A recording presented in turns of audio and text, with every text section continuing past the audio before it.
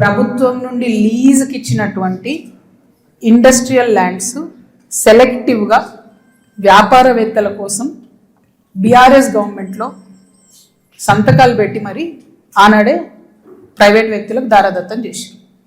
ఆ సంతకాలు పెట్టింది ఎవరు, పెట్టించడం వెనుకుంది ఎవరు, అది టైం హ్యాస్ టు డిసైడ్.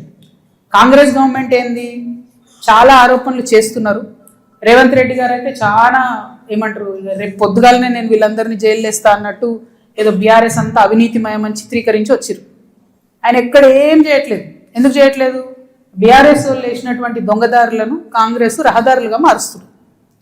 వాళ్ళు ఎవరైతే ప్రైవేట్ వ్యక్తులకు ఇచ్చిరో మళ్ళీ అదే కంపెనీలతో వీళ్ళు అండర్స్టాండింగ్ పెట్టుకుంటారు, వాళ్ళతో మాట్లాడతారు.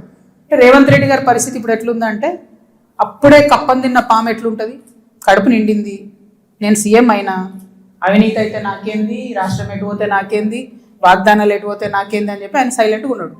ఆయనకి ఈ బీఆర్ఎస్ పార్టీలో జరిగినటువంటి వ్యాపార లావాదేవీలకి అవుట్ రైట్గా సంబంధం ఉంది కాబట్టి వాళ్ళు సైలెంట్గా ఉన్నారు.